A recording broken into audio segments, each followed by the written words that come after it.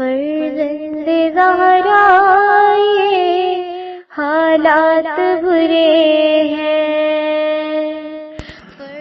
کاشانۂ بصیرت ایک ایسا مکمل یوٹیوب چینل جس پر محروم بصارت کے لیے بالخصوص اور تمام افراد کے لیے بالعموم سینکڑوں کی تعداد میں اسلامی کتب دستیاب ہیں۔ لہذا گزارش ہے کہ آپ اپنی ذمہ داری نبھاتے ہوئے کاشانۂ بصیرت کو سبسکرائب کرنے کے ساتھ ساتھ بیل آئیکن کو پریس کیجیے تاکہ آپ علم کے حصول کے ساتھ ساتھ مذہب اہل بیت کی اشاعت میں بھی اہم کردار ادا کرتے رہیں۔ کاشانۂ بصیرت، کاشانۂ بصیرت، کاشانۂ بصیرت۔ فرزند زہرا یہ حالات برے ہیں۔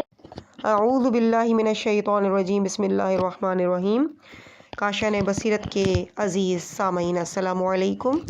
معالی الصبتین جلد نمبر 2 کی ریڈنگ کا 10واں پارٹ آپ کی سماعتوں کی نظر کیا جا رہا ہے۔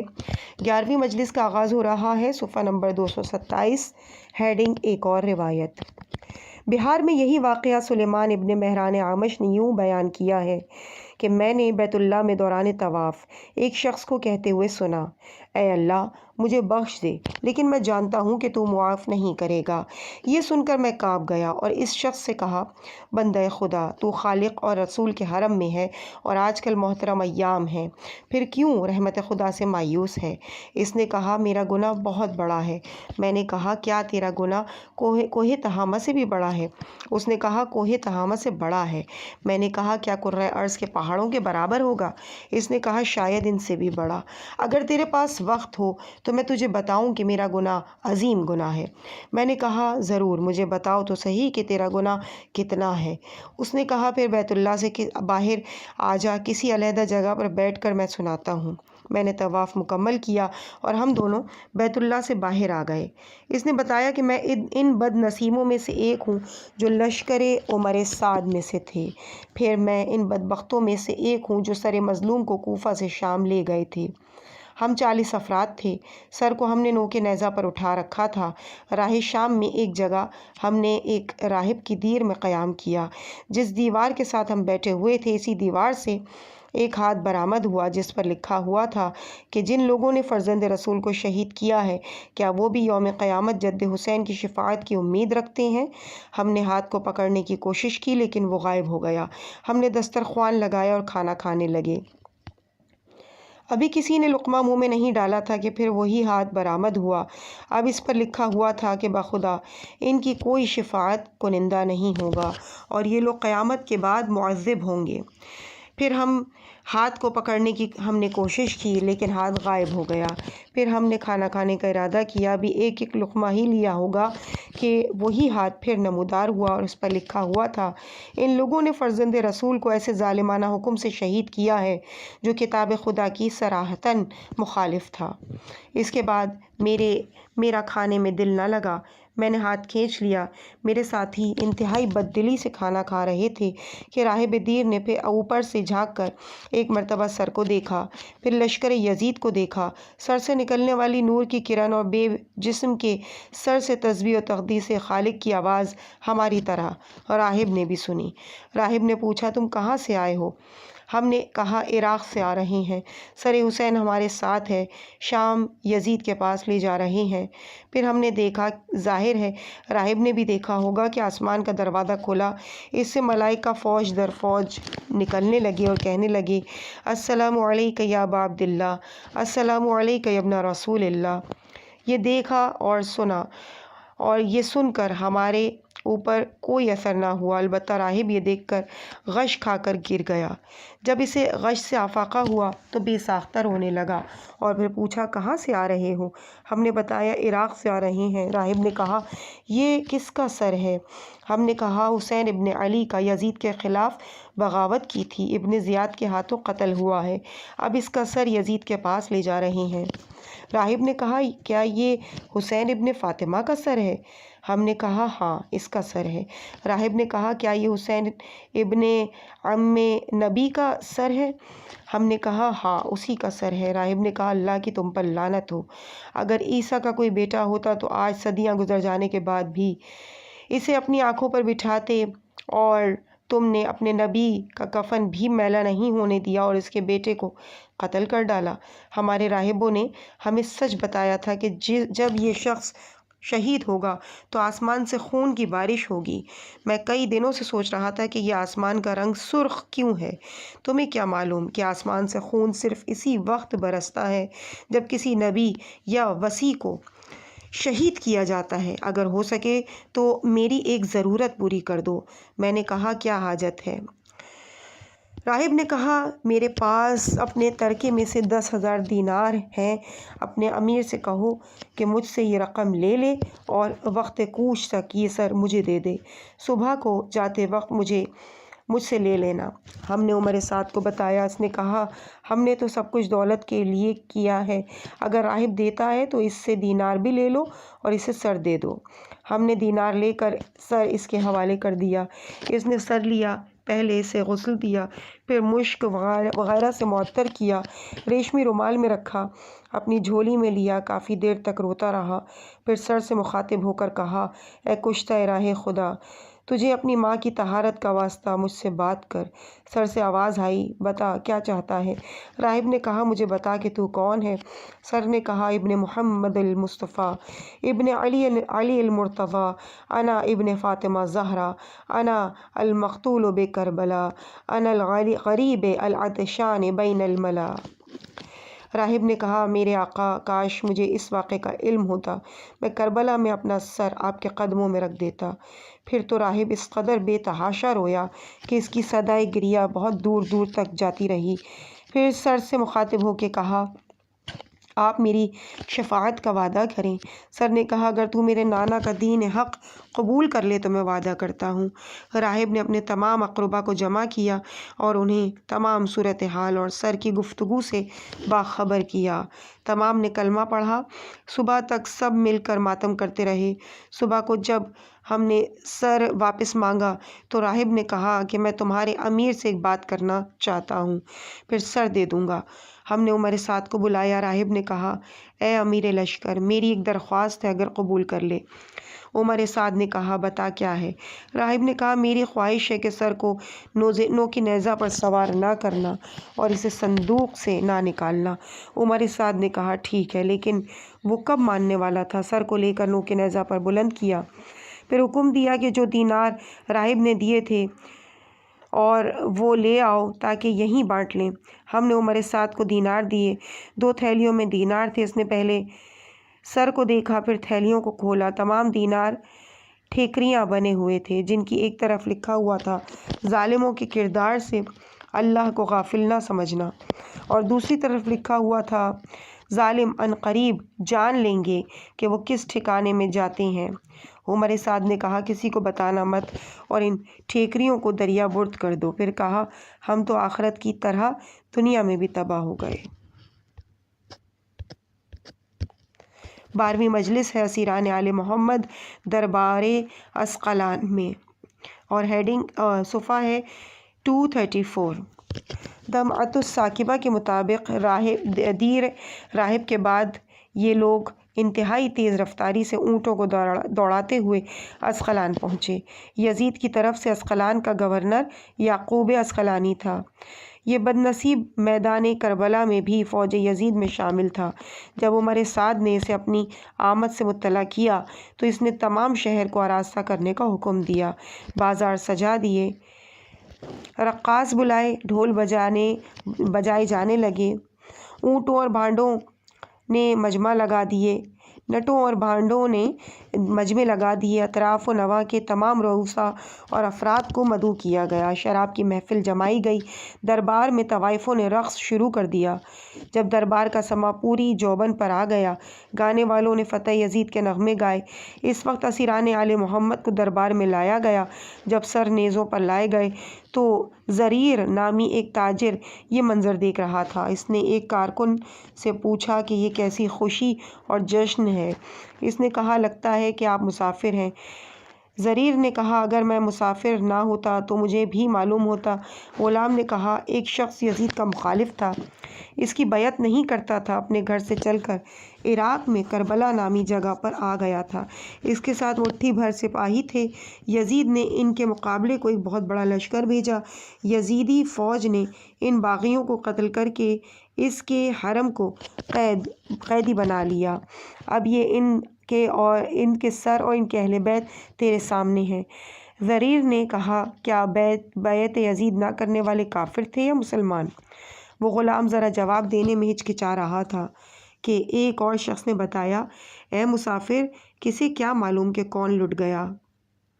مرنے والے نہ صرف اسلام کے بلکہ جنت کے سردار تھے، اور مارنے والے کا تو سن ہی چکا ہے۔ زریر نے اس سے مخاطب ہو کے کہا آپ کو مرنے والے کا حسب نسب معلوم ہے کہ وہ کون تھا اور کس کا بیٹا تھا؟ اس نے کہا بھلا ان سے کون واقف نہیں، مرنے والے کا نام حسین تھا، اس کے بھائی کا نام حسن تھا، اس کی ماں دختر رسول فاطمہ زہرا تھیں، اور اس کا باپ امیر المومنین علی بن ابی طالب تھا۔ زریر نے جو ہی بات سنی اس کی آنکھوں میں دنیا تاریک ہو گئی، زمین اسے گھومتی ہوئی نظر آنے لگی، قیدیوں کے قریب آیا، جناب سجاد کی حالت دیکھ کر اپنے پر قابو نہ رکھ سکا اور دھاڑے مار مار کر رونے لگا۔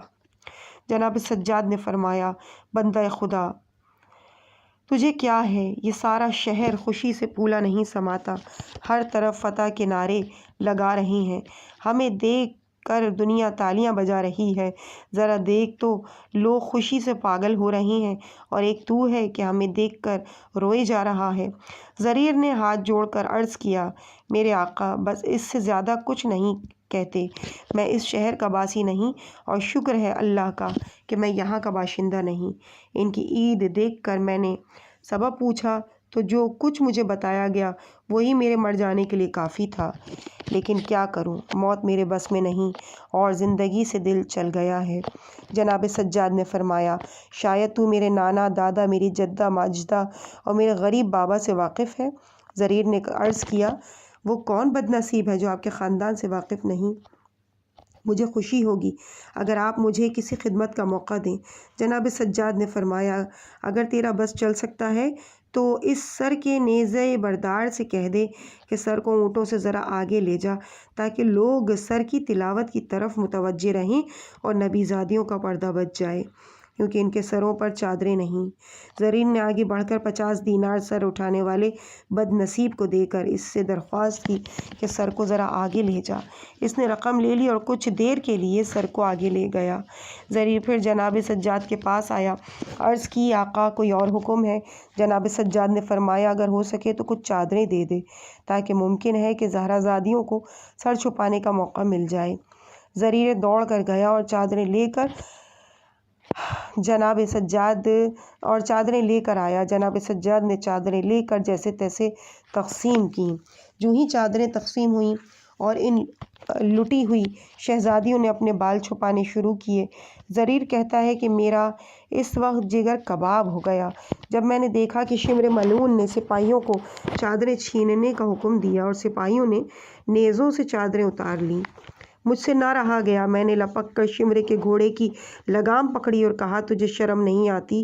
ظالم یہ نبی زادیاں ہیں، بے پالان کے اونٹوں پر تو نے سوار کر رکھا ہے اور ان کے ہاتھ پسے گردن باندھے ہیں اور انہیں سر تک چھپانے نہیں دیتا۔ شمر نے اپنے سپاہیوں کو حکم دیا کہ کیا دیکھ رہے ہو، یہ خارجی ہے، اسے مارو۔ ہر طرف سے مجھ پر پتھر برسنے لگے حتیٰ کہ میں گر گیا۔ انہوں نے مجھے مردہ سمجھ کے وہیں چھوڑ دیا۔ مجھے غش آ گیا، جب افاقہ ہوا تو وہاں کوئی نہ تھا۔ میں گرتا پڑتا وہاں سے اٹھا، قریب ہی ایک مسجد تھی جو مسجد سلیمان کے نام سے معروف تھی، وہاں سے گریہ و بکا کی آواز آ رہی تھی۔ میں وہاں آیا، دیکھا تو کچھ لوگ مصروف گریہ تھے۔ میں نے کہا یہ سارا شہر فتح کا جشن میں شاداں ہیں اور تم رو رہے ہو۔ ان میں سے ایک نے کہا اگر تو محب آل محمد ہے تو ہمارے ساتھ شریک غم ہو جا، اگر کوئی دوسرا ہے تو جا یعقوب اسقلان کو ہمارے ماتم کی اطلاع دے دے تاکہ وہ ہمیں بھی محبت آل محمد میں قتل کر دے۔ زریر نے انہیں اپنا حال سنایا تو ان کے گریے میں اور اضافہ ہو گیا۔ اسقلان سے چل کر یہ لوگ موصل آئے۔ موصل کے گورنر کو اپنی آمد سے مطلع کیا۔ والی موصل نے اپنے تمام مصاحبین کو جمع کر کے ان سے مشورہ لیا۔ انہوں نے کہا جو کچھ پہلے ہو چکا ہے ہو چکا، اب نہ تو ہم اپنے شہر میں فرزند رسول کا سر برداشت کریں گے اور نہ ہی اسیران آل محمد کو اپنے بازاروں میں دیکھیں گے۔ والی موصل نے عمر سعد کو مطلع کیا کہ یہ لوگ محبان آل محمد ہیں اور بڑے گرم ہیں، کہیں ایسا نہ ہو کہ تمہارے ہاتھ سے قیدی اور سرہائے شہداء بھی چھین لیں۔ عمر سعد نے موصل سے 3 میل دور ہی راستہ بدل لیا۔ موصل ہی سے باہر والی موصل کے جواب آنے تک یہ قافلہ جتنی دیر کے لیے رکا، اتنی دیر میں انہوں نے سر غریب زہرا کو ایک پتھر پر رکھا۔ گلوئے بریدہ سے ایک قطرہ خون گرا اور ہر سال اس پتھر سے خون ابلتا تھا جہاں تمام مسلمان یوم عاشور جمع ہو کر ماتم کرتے تھے۔ عبد الملک ابن مروان کی دور تک یہ پتھر رہا۔ عبد الملک کو شکوہ کیا گیا، اس نے اس پتھر کو وہاں سے ہٹانے کا حکم دیا۔ بعد میں کوئی پتہ نہ چل سکا کہ وہ پتھر کہاں گیا۔ اس کے بعد شیعان آل محمد نے وہاں ایک مسجد بنا لی اور آج تک وہ مقام مشہد لانقطہ کے نام سے مشہور ہے جہاں شیعان آل محمد یوم عاشور جمع ہوتے ہیں اور ماتم کرتے ہیں۔ اس کے بعد 13ویں مجلس ہے، صفحہ نمبر 240، ہیڈنگ نصیبین، قنصرین، کفر تاب، سپور، حماتہ، حمص اور بعلبک۔ موصل سے چل کر یہ لوگ نصیبین آئے۔ کامل بہائی کے مطابق نصیبین کا حکمران منصور ابن الیاس تھا۔ اس نے شہر کو آراستہ کرنے کا حکم دیا۔ مختلف موڑوں اور چوراہوں پر ان ظالموں نے 1000 آئینے نصب کیے۔ منصور نے تمام اہل شہر کے ساتھ ان کا پرجوش استقبال کیا۔ خولی جو سب سے آگے تھا داخل شہر ہونے لگا تو گھوڑا رک گیا۔ اس نے گھوڑا تبدیل کیا، دوسرا گھوڑا بھی آگے نہ بڑھ سکا۔ اس نے غصے میں آ کر نوک نیزہ کو زمین پر دے مارا۔ سر غریب رسول زمین پر آ رہا۔ ابراہیم موصلی بھی اس مجمع میں موجود تھا۔ اس نے بڑھ کر سر کو اٹھایا، جب غور سے دیکھا تو اسے پہچان لیا کہ یہ فرزند رسول کا سر ہے۔ اس نے کہا ارے ظالمو، تم نے فرزند رسول کو شہید کر دیا اور ہمیں بتایا کہ ایک باغی تھا، شامیوں نے اس خوش نصیب کو شہید کر دیا۔ یہی مقام جہاں خولی نے سر غریب زمین پر گرایا تھا، مسقط الرائس کے نام سے ایک مسجد تعمیر کی گئی۔ ہر سال لوگ یہاں جمع ہو کر زیارت کرتے ہیں اور اپنی حاجات بھی مانگتے ہیں۔ نصیبین سے آگے بڑھ کر یہ لوگ قنصرین آئے۔ بیرون شہر ایک راہب کا گرجا تھا۔ اس راہب نے جب سر سے نور کی کرن دیکھی تو اس نے 10,000 درہم دے کر رات کے لیے سر لے لیا۔ گرجا کے اندر گیا، اس نے ایک ہاتف کی آواز سنی، تجھے بشارت ہو، تو نے اس کے عظمت کو سلام کیا ہے۔ جب اس نے ادھر ادھر دیکھا تو اسے کوئی نظر نہ آیا۔ اس نے سر کو جھولی میں رکھ کر عرض کیا، بار الہا، تجھے اپنی توحید کا واسطہ، اس سر کو مجھ سے بات کرنے کا حکم دے۔ سر مظلوم نے فرمایا، راہب بتا کیا چاہتا ہے؟ راہب نے کہا، مجھے اپنا تعارف کرا دے کہ تو کون ہے۔ سر مظلوم نے کہا، انا ابن المصطفیٰ، انا ابن علی المرتضیٰ، انا ابن فاطمہ الزہرا، انا المقتول بکربلا، انا العطاش۔ اس کے بعد سر خاموش ہو گیا۔ راہب نے اپنا منہ مظلوم کے خشک لبوں پر رکھا اور عرض کیا، جب تک آپ میری شفاعت کا وعدہ نہیں کریں گے میں نہیں جاؤں گا۔ سر مظلوم نے کہا، میرے نانا کے دین میں داخل ہو جا، تو وعدہ شفاعت کروں گا۔ راہب نے کلمہ پڑھا اور مسلمان ہو گیا۔ صبح کو ان لوگوں نے راہب سے سر لیا اور چلے گئے۔ آگے جا کر جب انہوں نے رقم تقسیم کرنے کی خاطر تھیلیوں کو کھولا تو تمام درہم پتھر بن چکے تھے۔ قنصرین سے چل کر یہ لوگ کفر تاب آ گئے۔ ان لوگوں نے شہر کے دروازے بند کر دیے اور انہیں فیصل شہر پر چڑھ کر لعنت کی۔ خولی نے کہا کہ ہم فوج یزید میں سے ہیں، ہمیں پانی پینے دو۔ ان لوگوں نے کہا، جن لوگوں نے نواس رسول کو پیاسا شہید کیا ان کے لیے ہمارا پانی حرام ہے۔ کفر تاب سے آگے بڑھ کر سپور میں آ گئے۔ سپور میں جتنے نوجوان تھے سب مسلح ہو گئے اور انہوں نے قسم کھا لی کہ ان ظالموں سے سرہائے شہداء اور اسیران آل محمد کو لے لیں گے۔ جب انہیں پتہ چلا تو انہوں نے راستہ بدل لیا، لیکن سپوری نوجوان نے ان کا تعاقب کیا۔ 600 یزیدیوں کو واصل جہنم کیا، لیکن سر اور قیدی نہ لے سکے۔ بنت زہرا نے پوچھا، اس شہر کا کیا نام ہے؟ جناب سجاد نے بتایا کہ اسے سپور کہتے ہیں۔ بی بی نے عرض کیا، بار الہ، ان لوگوں نے آل رسول کا احترام کیا ہے، انہیں رزق وافر عطا فرما اور ہمیشہ ظالم حکمران سے بچائے رکھ۔ مورخین کہتے ہیں کہ نہ تو کبھی سپور میں قحط آیا اور نہ ہی وہاں کبھی کوئی ظالم حکمران ہوا ہے۔ آج تک یہ لوگ انتہائی امن و سکون کی زندگی بسر کر رہے ہیں۔ سپور کے بعد یہ قافلہ ہماتا آیا۔ ان لوگوں نے بھی شہر کے دروازے بند کر دیے۔ نفس المحموم کے مطابق ایک شخص روایت کرتا ہے کہ میں 1 سال بغرض حج جا رہا تھا، میں ہماتا میں آیا، ایک باغ میں ایک انتہائی کہنہ مسجد نظر آئی۔ میں مسجد میں گیا، ایک دیوار مسجد پر بڑا پرانا پردہ پڑا ہوا تھا۔ میں نے پردہ ایک طرف کیا تو اس میں ایک پتھر نصب تھا جس پر کچھ خون بھی منجمد تھا، اور پتھر میں گلے کے برابر گڑھا بھی تھا۔ وہاں موجود ایک شخص سے پوچھا تو اس نے بتایا کہ فوج یزید شام جاتے ہوئے تھوڑی دیر کے لیے یہاں رکی تھی اور انہوں نے غریب زہرا کا سر اسی پتھر پر رکھا ہوا تھا۔ یہ گڑھا بھی اسی سر کی وجہ سے ہے اور یہ خون بھی سر شہید سے بہا تھا۔ ابو مخلف کے مطابق ہماتا سے آگے یہ قافلہ حمص میں آیا۔ حمص کے حکمران خالد ابن نشید تھا۔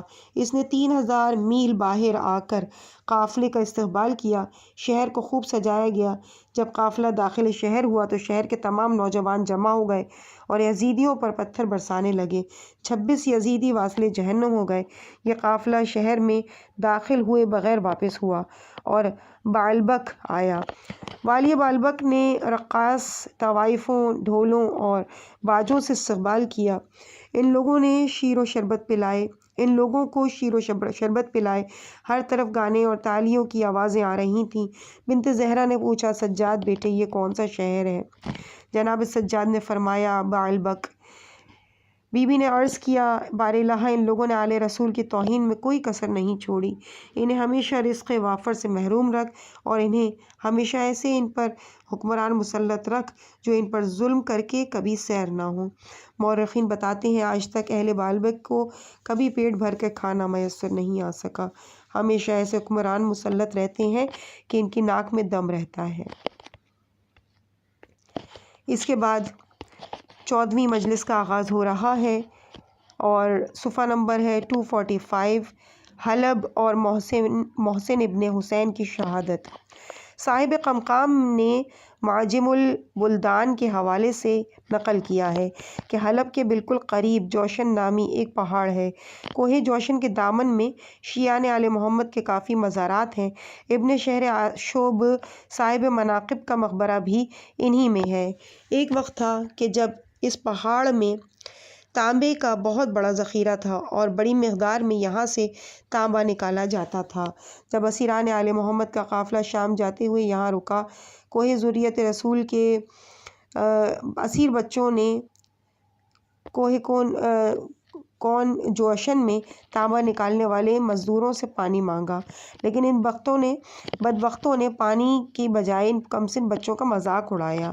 بے ساختہ ان بچوں نے بددعا کی کہ جس کے نتیجہ یہ ہوا کہ قدرت نے یہاں سے تانبا ختم کر دیا اور کوہ جوشن ویران ہو گیا۔ شدت پیاس اور صعوبت سفر کی مصائب کے نتیجے میں اسی کوہ جوشن کے دوران قیام ازواج مظلوم کربلا میں سے ایک مستور کا بچہ ساقط ہو گیا تھا، جس کا نام جناب سجاد نے محسن تجویز کیا تھا۔ اسی جگہ اس بچے کا مدفن ہے جو مشہد السقط کے نام سے معروف ہے۔ سرکار شیخ عباس قمی نے لکھا ہے کہ 1342 ہجری میں حج سے واپس آتے ہوئے کوہ جوشن کے دامن میں میں نے محسن ابن حسین کے مزار کی زیارت کی سعادت حاصل کی ہے۔ یہ مقبرہ انتہائی عظیم الشان اور بڑے بڑے پتھروں سے بنایا گیا تھا، لیکن حلب میں ہونے کی والی جنگوں کے نتیجے میں اس کی عمارت گر گئی ہے۔ اہل حلب اسے شیخ محسن کا مقبرہ کہتے ہیں۔ نسمۃ البحر کے مطابق مشہد السقط کی تعمیر سب سے پہلے سیف الدولہ ہمدانی نے کی تھی۔ ہوا یوں کہ سیف الدولہ نے عالم خواب میں اسی مقام سے نور کی کرنیں پھوٹتی ہوئی دیکھیں۔ صبح کو سیف الدولہ اسی جگہ آیا اور اس مقام کو کھودنے کا حکم دیا۔ جب تھوڑا سا کھودا گیا تو ایک پتھر برآمد ہوا جس پر لکھا ہوا تھا، یہ محسن ابن حسین ابن علی ابن ابی طالب کا مزار ہے۔ سیف الدولہ نے سادات کو جمع کیا اور ان سے اس سلسلے میں دریافت کیا۔ انہوں نے بتایا کہ جب اسیران آل محمد کو کربلا سے شام لے جایا جا رہا تھا تو اسی مقام پر ازدواج غریب زہرا میں سے ایک مستور کا سخت ہو گیا تھا جسے اسی مقام پر دفن کیا گیا تھا۔ چنانچہ سیف الدولہ نے اسی وقت مقبرے بنانے کا حکم دیا۔ سرکار علامہ دربندی نے اسرار الشہادہ میں لکھا ہے کہ دمشق کے قریب ایک بستی میں شیر نما ایک پتھر ہے جسے یزید مسلمان اسیران آل محمد اور سرہائے شہدائے شام لا رہے تھے تو اسی پتھر پر ان لوگوں نے سر مظلوم زہرا رکھا تھا۔ اس کے بعد ہر سال یوم عاشور اسی شیر نما پتھر کی آنکھوں سے کے مقام سے آنسو کی شکل میں پانی بہتا ہے۔ اطراف و نواح سے شیعان آل محمد یہاں جمع ہوتے ہیں اور ماتم کرتے ہیں۔ الدمۃ الثاقبہ میں شیخ مفید کے حوالے سے منقول ہے کہ حلب سے آگے یہ قافلہ قصر بنی مقاتل میں آیا۔ شدت کی گرمی تھی، فوج یزید کے پاس پانی ختم ہو گیا۔ ابن سعد نے اپنے چند سپاہی پانی کی تلاش میں بھیجے اور خود قیام کیا۔ اس نے اپنے لیے بہت بڑا خیمہ لگوایا لیکن اسیران آل محمد کو گرم ٹیلوں پر بیٹھنے کو کہا۔ دختر زہرا نے جناب سجاد کو اٹھایا، ایک اونٹ کے سائے میں لا کر سلایا۔ کمسن سکینہ بنت حسین نے قافلے سے ہٹ کر کچھ فاصلے پر ایک چھوٹا سا درخت دیکھا، اس کے سائے میں آ کر پناہ لی، مٹی کا سرہانہ بنایا اور لیٹ گئیں۔ نیند نے آ لیا، قافلہ چلا گیا۔ جب نیند سے بیدار ہوئی تو دیکھا کہ کوئی نہ تھا، خاردار صحرا تھا اور اس کمسن کے پاؤں برہنہ تھے۔ کافی دیر تک دوڑنے کے بعد قافلے کی گرد نظر آئی تو بی بی نے بآواز بلند رونا شروع کیا اور جناب سجاد کو پکارنا شروع کر دیا۔ جب دختر زہرا نے صدائے گریہ سنی تو ابن سعد سے کہا کہ جب تک بچی نہیں آئے گی ہم یہاں سے نہیں جائیں گے۔ قافلہ رکا، شہزادی آ گئی اور پھر یہ قافلہ آگے بڑھا۔ صاحب مصباح الحرمین نے یہ واقعہ یوں لکھا ہے کہ ایک رات جب قافلہ جا رہا تھا، کمسن سکینہ کو بابا کی یاد آئی اور شہزادی بے ساختہ بین کرنے لگی۔ ساربان نے کہا کہ بچی نے تو مجھے بہت تنگ کر دیا۔ شہزادی نے کہا، ظالم میرے بابا کو شہید بھی کر دیا، ہمیں قیدی بھی بنا دیا، اب رونے بھی نہیں دیتے۔ ساربان نے کہا، بس اب چپ ہو جا، لیکن شہزادی خاموش نہ رہ سکی۔ ظالم نے شہزادی کے بندھے ہوئے ہاتھوں سے کھینچا، شہزادی اونٹ سے زمین پر آ گئی۔ قافلہ چلتا رہا اور یہ کمسن شہزادی رات کی تاریکی میں بھٹکتی رہی۔ دوڑتے دوڑتے شہزادی کو غش آ گیا۔ جب غش سے افاقہ ہوا تو پھر کبھی دوڑنے لگتی اور کبھی بیٹھ جاتی اور پھوپھی کا نام لے کر کہتی، پھوپھی آپ تو چلی گئیں، میں اس صحرا میں تنہا رہ گئی، مجھے پناہ کون دے گا، میں کس کے سائے میں آرام کروں گی، پھوپھی میں تنہا ہوں، مجھے تو اپنے ہاتھ بھی نظر نہیں آ رہے۔ روتے روتے، چلتے چلتے اور بین کرتے کرتے ایک مرتبہ پھر شہزادی کو غش آ گیا۔ دوسری طرف جس نیزے پر سر غریب زہرا تھا وہ نیزہ بردار کے ہاتھوں سے نکل کر زمین میں گڑ گیا۔ اس نے ہر چند کوشش کی لیکن نیزہ نہ اٹھا۔ اس نے ابن سعد کو اطلاع دی، تمام سپاہیوں نے مل کر نیزے کو اکھاڑنا چاہا لیکن نیزہ برآمد نہ ہوا۔ عمر سعد نے کہا، جاؤ بیمار سجاد سے پوچھو۔ جناب سجاد سے پوچھا گیا تو آپ دختر زہرا کے پاس آئے اور عرض کیا، پھوپھی ذرا اپنے بچوں کو تو گنے، کوئی بچی اونٹ سے گر تو نہیں گئی؟ بنت زہرا نے ایک ایک بچی اور بچے کا نام لینا شروع کیا۔ ہر بچے نے جواب دیا۔ جب سکینہ کا نام آیا تو جواب نہ ملا۔ 2-3 مرتبہ پکارنے کے بعد بھی جب جواب نہ ملا تو بنت زہرا نے ہائے سکینہ کر کے اپنے کو اونٹ سے گرا دیا اور بین کرنے لگی، سکینہ میری بچی کہاں کھو گئی؟ سکینہ تیرا بابا تیرے بغیر نہیں جاتا، سکینہ میں تجھے کہاں تلاش کروں، سکینہ رات کی اس تاریکی میں تو کہاں رہ گئی؟ یہ کہتے ہوئے دختر زہرا نے واپس دوڑنا شروع کیا۔ بی بی با برہنہ تھیں اور تمام صحرا خاردار تھا۔ کافی دور آنے کے بعد راستے ہی پر بی بی کو ایک سیاہی سی نظر آئی۔ جب قریب آئیں تو ایک سیاہ پوش مستور کو دیکھا جو بیٹھی ہوئی تھیں اور حسین کی یتیم بچی کو اس کی گود میں آہستہ آہستہ رو رو کر اپنا حال بتا رہی تھی۔ وہ مستور بھی رو رہی تھیں۔ دختر زہرا نے قریب آ کے کہا، اے کنیز خدا، تو کون ہے؟ تو نے ایک یتیم بچی پر ترس کھا کر ہم پر بڑا احسان کیا ہے، اللہ آپ کو جزائے خیر دے۔ اس وقت مستور نے رو کر کہا، زینب بیٹی مجھے پہچان، میں امت کی ستائی ہوئی تیری ماں ہوں۔ کیا تو یہ سمجھتی ہے کہ میں تجھ سے اور تیرے بچوں سے غافل ہوں؟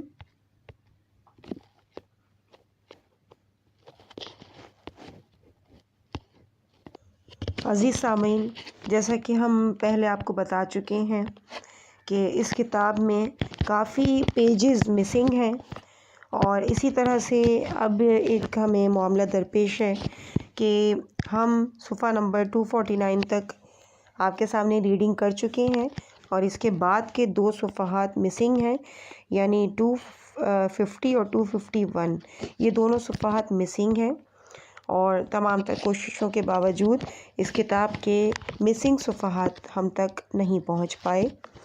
ہم آگے سے اپنی ریڈنگ کو کنٹینیو کرتے ہیں پیج نمبر 252 سے، اور یہ جو اگلی ہیڈنگ ہے یہ بھی دیر راہب کے حوالے سے ہے، یعنی ابھی جو 2 اسی سے سملر واقعات آپ کے سامنے پیش کی جا چکے ہیں، اسی سے ملتی جلتی ایک اور روایت کا یہ واقعہ ہے، چنانچہ اس کو سمجھنا آسان ہوگا۔ صفحہ نمبر 252۔ راہب نے آنکھیں بند کر کے عرض کیا، کیا مجھے بتایا جا سکتا ہے کہ یہ کون کون مستورات ہیں؟ اسی آواز نے جواب دیا کہ جناب حوا، جناب ہاجرہ، جناب سارہ، جناب راحیل، مادر موسیٰ، جناب مریم، جناب آسیہ اور دیگر تمام انبیاء کی مطہر ازدواج ہیں۔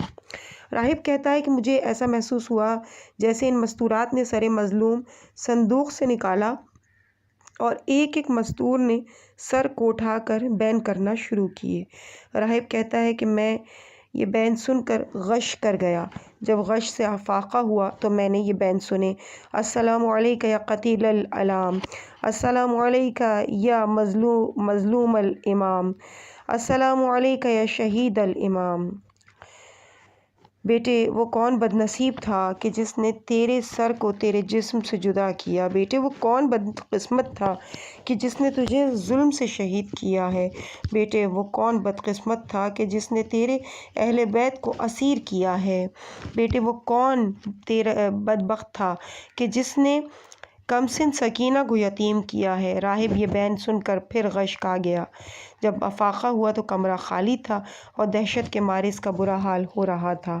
گرتا پڑتا کمرے کے دروازے پر آیا، کانپتے ہاتھوں سے کمرہ کھولا، پھر صندوق کا قفل کھول کر سر نکالا، مشک و کافور سے غسل دیا، پاکیزہ طشت میں اپنے سامنے جائے نماز پر رکھا اور رو رو کر عرض کیا، اے انسانی سر، اے کریم، اے کرۂ ارض پر بسنے والوں سے عظیم تر انسان، میرا خیال ہے تو ان افراد میں سے ہے جن کی اللہ نے تورات اور انجیل میں تعریف کی ہے۔ تو وہی ہے کہ جسے اللہ نے تعویل کی فضیلت سے نوازا ہے، کیونکہ دنیا اور آخرت میں سردار بنی آدم مستورات تجھ پر رو رہی ہیں اور تیرا ماتم کر رہی تھیں۔ مجھے اپنا تعارف کرا، مجھے بتا کہ تو کون ہے، تیرا حسب و نسب کیا ہے۔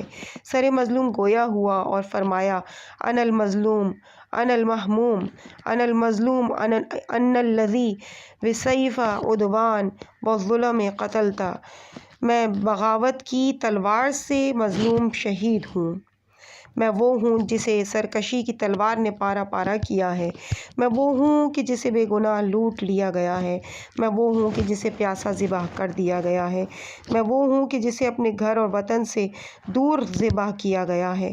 راہب نے کہا آپ کو اللہ کا واسطہ اپنا مکمل تعارف کروائیں۔